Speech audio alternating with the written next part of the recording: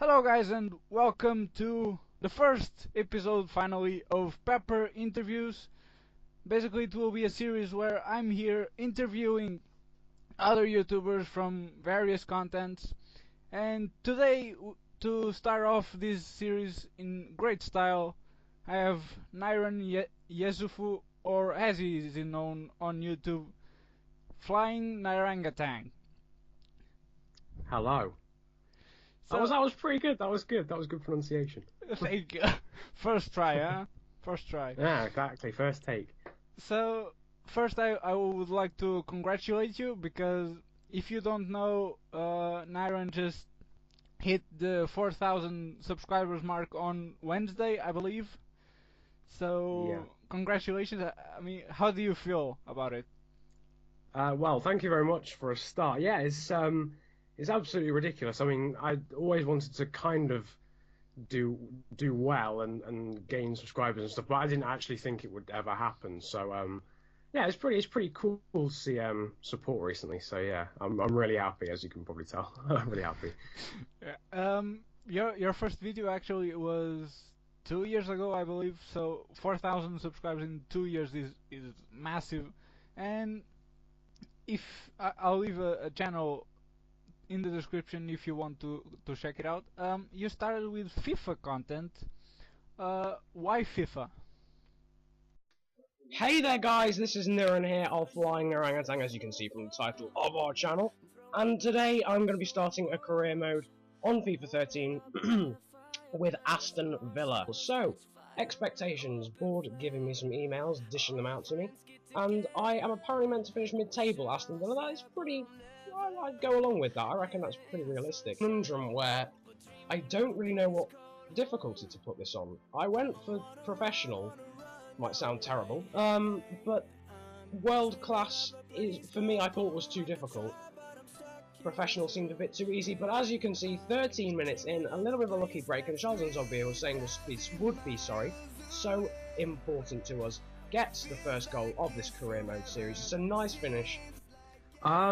Well, I've always played FIFA since when I was really little. Probably, I think I've been playing FIFA games for like 10 years now. So it was just when I thought, oh yeah, I'll make a YouTube channel. That was pretty much the first game that popped into my head for videos to make. And I'd watched FIFA YouTubers like KSI and stuff do videos on it, and it just seemed like quite a fun thing to do at first. So, well, obviously you started to grow, and then you moved on to some other games like Grid and eventually Formula 1, but you also you stick with FIFA until the end, and you're still doing with FIFA. But when you have so many choices, you went to racing games. Is there a reason because of that?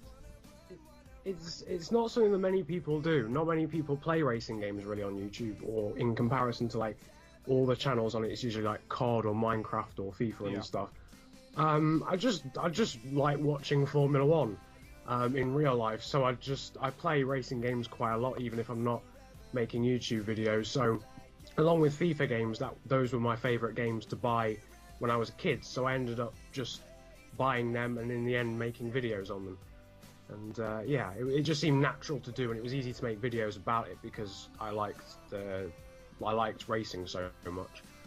But what if now this is a more tricky question. If you had to choose one between FIFA or Formula 1? Oh god. It's difficult because there's pros and cons for each game. I like the community more for F1, but I don't know. I just like what goes around FIFA because it's such a popular game. I'd probably... Oh, why would you do this to me? It's my job. It's my job. Oh man, it's a tough job. I think I'd probably have to choose FIFA just because I started that first. Even though I like the community of F1 more, just because I started doing FIFA from a long time ago, I think I'd probably have to choose that. Yeah, because god, it's two different worlds. Right? It's completely different from one another. But you talked a bit about that, but you didn't specify nothing. What made you go to YouTube? I mean, oh, you had that idea, okay, I'm going to YouTube and started making videos on FIFA and just uploading them. And what Yeah. made you do that? It's not really. I wish it was an interesting story, but it really isn't. Basically, I was at school with my friend, actually, one of my best friends, and someone was selling one of those game capture cards to record gameplay on, and they were selling it for a really cheap amount. And I was like, and me and my friend were like, well, you know what? We both watch YouTube videos. Why don't we just get it and see what happens? And it was actually at first it was meant to be a joint channel between me and my best friend. Yeah. And that's why it's like a combination of two different names. Two of both our nicknames. But his computer broke just before we were starting to make videos, so it ended up just being me on my own. But yeah, the thing that basically started me doing YouTube, apart from watching other YouTubers, was just a piece of kit became available, and I bought it for a cheap amount, and that was basically it, unfortunately. So it was a lucky situation that got you into YouTube, basically. Yeah, very lucky. Otherwise, I would never have done it. I wouldn't have just gone out and bought it myself. So yeah, it was very lucky, actually. As it turns out. We need to thank that guy that was selling the capture card because I mean, I think it's great yeah. that I'll send him a message personally. I think it's great to, I mean, to see more and more people involving on YouTube, and I mean, trying to do their own stuff, you know, not trying to copy. But of course, there's not enough games for all YouTubers that exist. But you know, we need to incentivize people to do something they like and that they enjoy doing. And I think you do pretty well on that stuff because you like to do what you're doing. And yeah, we need people like that. Other question. Of course, when you start on YouTube, it's never easy. I mean, for nobody. How did you felt at the beginning? I mean, struggling to get attention of other people and the struggle to get views on your videos, and how did you manage to, I mean, to react to all that? Yeah. It was weird actually, because at first, like, I broke the unwritten law for YouTubers, and I told my friends as soon as I started that I was going to make a YouTube channel. So basically, all my subscribers at first were my friends, but as soon as they stopped watching, which was after like 3 videos, or as soon as they stopped watching like consistently, it was actually really difficult. But the best thing really is just to wait until a game you like comes around, because as soon as a new game comes out, it's a new opportunity to make videos and to get noticed. No matter how small you are, you'll get a little bit of attention depending on how big the channel is. So it was quite difficult at first, to be honest with you, because you put effort into the videos, so you want people to see them, and you wanna reach out to people, but you've just gotta remember that you enjoy making the videos, and that's kind of all that matters at first. Yeah, so hello there guys, and welcome. It is Niran here, and today it is time for my top 10 hidden gems on FIFA 15. So first of all, at number 10, we've probably got the one player that you definitely will know. Well, actually, no, I'm not sure. Look at it. The Liverpool right mid, their 78 stat, with 3 specialities. Unsurprisingly, the acrobat, speedster and dribbler, their 93 acceleration, great sprint speed as well as agility, balance, reactions, Julian Draxler, 18 years of age there, the German, playing for Schalke in the Bundesliga, plays an attacking mid, a left mid, high attacking work rate there, with 4-star weak foot and 3-star skill moves, just literally... It is important, essentially, above getting subscribers and above getting likes and views, you need to do something that you like, because if you don't like, there's no point of doing it. And then making the videos as a chore, so you don't actually make good videos if you don't. Yeah. Yeah. And if you had any advice to someone that is starting on YouTube, I mean, what would be the major advice to them? It might sound kind of obvious, but well, there's a few things, but making friends is always a good thing, because if you have a lot of friends who, even if you don't know them in real life, other people who make the same videos as you do, you can sort of promote each other, you can make videos together, you can sort of bounce ideas off each other and get better. Another thing, like I said earlier, was just waiting until a good game comes around, and then Yes. ultimately you'll do better. So I'd say that timing your videos to make sure that they're when a new game comes out, and making friends that do the same videos as you. And I mean, especially our parents and the family in general, they always very concerned. At least the majority, it's very concerned because we are doing friends while we play games, but since we are on the internet, that's a place that has it all. I mean, you can find anything. How hard is to really, I mean, trust someone on those games? I mean, how can you be sure if they are really your friends, and you can really get some friendship there? Yeah, good question. I basically, I'd just say what we're doing now. Literally, I mean, a Skype call instantly tells you that the person you're talking to is, well, either real first of all, or who they claim to be. So I mean, obviously, watching it's difficult, because if you're just typing a message to someone, then it is like really difficult to know whether they're real or not. But if they make YouTube videos, you can sort of tell, because you hear their voice, you see them in some cases. So it's not too bad in this community, but yeah, I'd always make sure that you can either at least voice chat them or visually see them in a chat, so that you can get who they actually are. Yeah, and another thing, since we sometimes do those friendships, I mean, besides work, of course, but how important, and at the same time, how much fun do you get doing, I mean, some collaborations? I mean, join one YouTuber with another to do a video together. Do you think that somehow can improve anything, either if is the channel or the friendship itself? I mean, what is your opinion about those collaborations?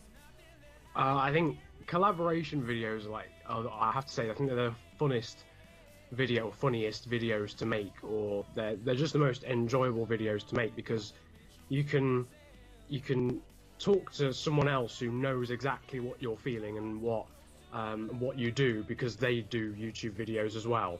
And if you bounce off ideas off each other, then it'll make you better at making videos, and it'll make your channel better as well. And also they're pretty fun to make. So collaboration videos are probably my favorite videos to make. And I mean, what kind of people do you prefer to have on those collaborations? Because we know that there's several YouTubers from the same content.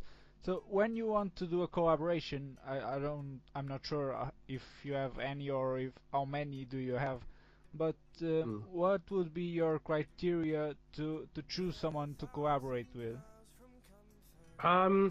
It depends on the video, really. If it's going to be a funny video, then you want someone who's pretty funny. But if it's an informational video, then it can just, it can be anyone that I'm good friends with, or that, their videos have really good opinions in, or whatever. As long as they have like a good mic and can record, then I don't really mind who it is if I've talked to them before on social media or whatever. So it's not, I don't really mind that much, to be honest with you. It depends. And now, of course, we have this part of YouTuber that he shows to everybody basically on YouTube, but there's always that part that the people are always more curious about that. What is the life of a YouTuber outside of YouTube? It's certainly not very glamorous for me, I'd have to say. I mean, I have school. I have to get up every day, apart from weekends, obviously, to go to school. But everyone always sees the final product when you make a video, but actually the amount of effort and time that goes into it is ridiculous. So there's obviously the recording it, the editing it, the commentating over it, the rendering, the uploading. But everyone only ever sees the final thing. They don't know that you do the rest of it unless they obviously do YouTube as well. But outside of YouTube completely, nothing's really changed for me at all. I still have the same friends. I still talk to the same people. I still go to school. I'll probably need a job over the summer. So it doesn't really change many things apart from you feel as if you need to get games when they come out and stuff. But yeah, it's still cool. It's still cool. Yeah, because as we were spoken earlier, you're only 17, like me, and we obviously have the school to deal with, and being on YouTube and school at the same time sometimes can be very tricky. How do you manage your time around those two pieces? I mean, it's really difficult. It's probably one of the most difficult things that YouTube will ever do, is have to balance schoolwork. And I mean, you look at the big YouTubers now, none of them go to school, really. None of them are probably at university, so they don't have to. They can do YouTube full time. But for someone who can't do YouTube full time, it's really difficult to balance the schoolwork and making the videos, because ultimately you just want to make videos as long as you possibly can, and like every day. But it's hard because you need to do well in school, obviously, for the future. Yeah. But it's possible. It's possible, but it means you can't, upload every single day or whenever you want to. You've got to be clever about it. So, because that's another thing. A young person especially, they say, "Oh, I'm going to make YouTube videos and be part of YouTube." But can somebody just do YouTube for life? I mean, like a proper job, instead of having a future in a job like engineering, or just make life out of YouTube only? It's difficult to say because YouTube hasn't been around that long. You look at the big YouTubers again now; they've only been big YouTubers for sort of a few years, so you don't really know what happens after that. I mean, I'd guess that if you really, really make it, like you have hundreds of thousands of subscribers, then you probably could live off YouTube as an actual job. Instead of I was about to say getting a real job. YouTube can be a real job, but instead of working normally, I suppose you could say, you have to make it really big. But I think it is possible because you see the amount of money that some of them earn, and it's ridiculous. So, yeah, I think you probably can. So, have you ever wondered if you really wanted to do YouTube for the rest of your life? I have thought about it. I thought about it when I first started, like, because you always do. You just dream, I might make it big one day or whatever. But I have thought about it, and I don't actually know whether I'd be able to handle it, because there's a lot of pressure and a lot of stuff that goes around it as well, like being famous and stuff. But I mean, obviously, it's nowhere near happening for me right now, so I don't have to worry about that right now. But yeah, it's it would be really weird. I have thought about it a few times, won't lie. So it's not on your plan. So what are you working on for when you reach that time on YouTube that you just, it's not that you can't, it's not that you don't want to make. I mean, you did your job on YouTube, and now it's time for doing anything else. Do you have any plans for it already, or you just thinking about? Yeah, I want to go to university. So, I mean, YouTube is a bit of a fallback option. I do it as a hobby for now, but if it became a thing where I could do it for a job, then I definitely would. But when I decided I didn't want to make YouTube videos anymore, or I was or too old for it, I don't know, too old for it, I don't know if that's a thing, I would probably do the job that I'm wanting to do. Wait, hang on, this doesn't make sense. I do the job that I'm training for when I go to university, which is to be a journalist. Well, you can, and the good thing about it that you can always do journalism and join the YouTube, so that's a good choice from you. Yeah, they're honestly. linked, aren't they? That's sort of why I wanted to do it as well. Yeah. Good choice. Well, if we ever see Nyron as a journalist, well, I was the first one to interview him. Oh my god, yeah, that's a point. I've never been interviewed before, so yeah, you would be. That's awesome. Just me to have such a good idea. That's such a good. Another thing that usually people want to know and they think about a lot about YouTube is that well, obviously age counts, but it's not a major factor. And would it be possible if, I mean, first, what is the age? I mean, what would be the age where you should just jump off the YouTube? Is there an age for that? I don't know if there's a set age, but it depends. There's people who do YouTube now who are sort of in their 30s or 40s, so I don't know. I think it's just for however long you want to. I mean, you couldn't carry on doing it when you were like 70 or 80, obviously, but I don't think there's a set age or even an age group. It depends on what the person wants to do and whether they want to make YouTube videos at the time, I guess. Oh, you can do always bingo for YouTube. Forever. I think that would be a good idea. Obviously, you have a big channel, let's say, because not everyone can reach the 4,000 subscribers. So you have a pretty big channel. So what is it like to have such responsibility? Because you now you have a community behind you. I mean, they're there for you. Yeah. That's cool to think about, first of all, but yeah, it's difficult. There's a lot of responsibility because obviously I make FIFA videos and I make racing videos, so obviously some people subscribe for a certain thing and some people subscribe for a different thing. Yeah. So often I get in the comments saying, "Oh, can you make this video?" or "Can you make this video?" or "Can you carry on with this series?" And it's actually really hard to balance trying to do what everyone wants to do, or wants you to do. Sorry. So it's there's a certain responsibility, and also like keeping up with social media and doing the thumbnails and graphics and stuff, and you're just really busy. It's just really busy, and trying to keep everyone happy is really difficult.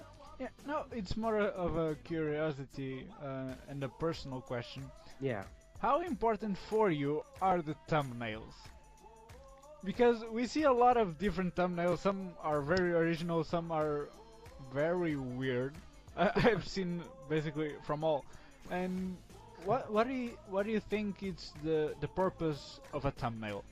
Well, they're the first thing that a person sees before they watch the video. So if it looks good, then like more often than not, the person's going to think, "Oh, that video's got to be good. I'll just click on that." Obviously, if it has explosions and huge text and stuff, then it's going to catch their eye. But it doesn't matter. It doesn't matter that much. But it's got to look relatively good. It's got to look relatively good because then that makes a person want to watch the video more. And now going back to to YouTube versus life. Versus. How do you? I mean, of course, you have your social media for your YouTube character, let's say, Yeah. and usually you have also your personal social media. And how do you balance them? Do you still have both? Do you only use your YouTuber one? How do you manage that? I mainly use my YouTube one, to be honest. I obviously have a YouTube Twitter, but I don't have a personal Twitter. I have a Facebook, but I don't really use it that much anymore. So I don't really go on social media for personal anymore. It's mainly YouTube. So, and since you have such a large community now, did you ever have like a subscribers meeting, or is that, if not, is it something that you would like to do? Because I think one of the best things to have a community for you is that being able to meet those guys, because after all, Yeah. they were the ones to put you in where you are now. So, do Yeah. you have any plans for it? Do you would like to do it? Yeah, I would. Yeah, I'd love to do it. I don't know. I don't actually know what I would say to someone if they came up to me and said I'd subscribed on YouTube. I'd probably just say a lot of words that sounded like thank you, but were just too nervous and too excitable to hear properly. But it's definitely something I want to do in the future. I don't think I'd be able to do it now because I don't know. I mean, I don't know. Maybe I have enough subscribers to do it, but in the future, definitely, I want to go to sort of gaming events and stuff and start doing that. I played games and stuff with subscribers and sort of like sessions on racing games or on FIFA and played with a group of subscribers before, but never actually met them or talked to any in person. But it's something I want to do in future, definitely. Yeah, because I mean, you never just walked and well. There's a thing about Nyron. He never revealed his face to YouTube, so we don't. If we walk through him in the streets, we won't recognize him. Yeah. Sorry. He refused, but he said he was planning a face reveal video. Which, I guess we are all very thrilled to see that coming. Is there a reason for that, or you just didn't thought about it? The reason I've never shown my face before is a combination of not having a camera that's even close to being good enough to use for a YouTube video, and I don't know. I quite like just being anonymous. I quite like just not people not knowing whether I'm that guy or not. It's weird, I suppose, but yeah, I'm planning to do a face reveal at some point when I get a good enough camera and start doing vlogs and stuff, hopefully, eventually. So that's this stuff that Nyron the YouTuber is famous without a face, and at the same time the Nyron in the rest of his life is just the way he is for the persons that he knows, and that's all. Yeah, exactly. I just quite like keeping YouTube and life in general separate. It makes things a lot easier, really. Sometimes my friends will talk about a video or the channel or something, but it's very rare, so it's just cool keeping them apart, because sometimes the boundaries can blur a bit and it gets a bit surreal and a bit weird, I suppose. Did you ever have any trouble with those kind of situations, or it's just a precaution? Nah, not yet. Not so far, but Not yet. No, no, I didn't mean it like that. Basically, I meant no, I haven't. I've never had that, but yeah, I just prefer to keep it separate. Yeah. Now we're running out of time, but still, I want to do some questions. Is there any big project coming up in your channel? Do you have any ideas, or for now you're just sticking with what you have for now? I think bigger projects and videos will come when the new games come out. So there's a few new games coming out in a few months, and there's another one coming out in like sort of September, October. I want to start going to gaming events and stuff, and hopefully meeting people, and also making videos with a group of other people. So the sort of collaboration thing that we were talking about earlier, but with more than one other person, with like sort of 4 or 5 other people, and doing videos with them hopefully. So yeah, there's some big projects coming hopefully. Great. I think that's everything that a person wants to hear now. So basically,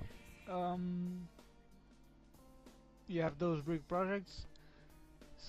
Is there something that you never done on YouTube, and you probably never will, but is there something that you really wished you could do, but you never had the opportunity to do, or just simply you thought that it wouldn't be a good idea?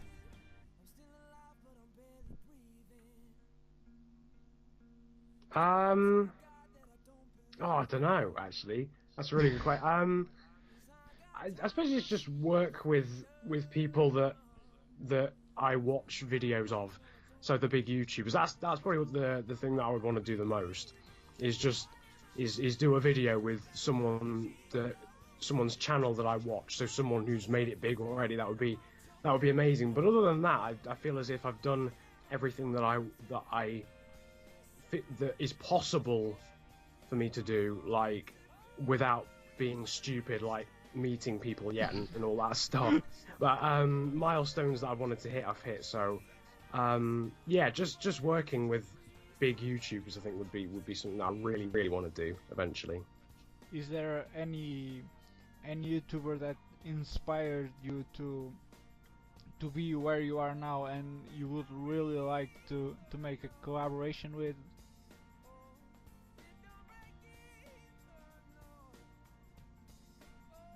Yeah, there's a lot of people who've inspired me to make different videos. The guy who inspired me to make F1 videos is called Into the Barrier. He doesn't really make videos that much anymore. So making a video with him would be like, or would be just awesome. Would just be like the best thing I've done on YouTube so far. And then other people, I don't know, the people who inspired me to make FIFA videos have like millions of subscribers, so it'd just be a pointless exercise trying to make a video with them. But yeah, realistically, Into the Barrier, who does F1 videos, I would really love to make a video with him at some point. That'd be awesome. Yeah. Well, because well, I'm one of those persons that thinks if we try hard enough, at some point they will just listen to us and listen what we have to say. And I think there can be very good things coming out of it. For example, you look at my channel, you look at me. I started a while ago, and I'm not popular or something, but for example, you, I look at you, 4,000 subscribers. How am I going to get this guy attention? I was like, this is impossible. How am I going to do it? It's really easy to get my attention. Yeah, well, but the point is, I think if we try enough, we eventually will get something out of it. Yeah. And I'm pretty sure if you continue to try, I think someday you'll get there. Who knows? Maybe one day you'll be even better than him. You never know. Maybe someday. I hope so. Well, I mean, I hope eventually that I can make it somewhere. Obviously, you don't set out to make YouTube videos for that reason, but once you've started, it's almost like, oh, that would be cool to do that to get big or whatever. But yeah, maybe someday. Well, we never know. And I believe we are out of time for this one. I would like to thank so much Nyron to share his time with us. Really appreciate it. He's an excellent guy. I'll leave a link into this in the description below of his channel. Go check it out. He has excellent content. And Niran, any suggestion for the next YouTuber to be here? Well, first, just thank you for having me. Thank you for the kind words, and you're welcome. It's awesome to be here. It's awesome. But I'd have to say my good friend Joe, or Beaver and Chipmunk. I would suggest him. I'm sure he's a very good interviewee. Oh, he actually is in a lineup, but I won't say much more because obvious reasons. But yeah, if you want to see any YouTuber, just comment down below. As I said earlier, I think everything is possible, so comment down below the YouTuber you want to see next. This is a series that will be here every Monday at 2 p.m. So thank you very much for watching, and we will see you next Monday. Bye bye. Bye.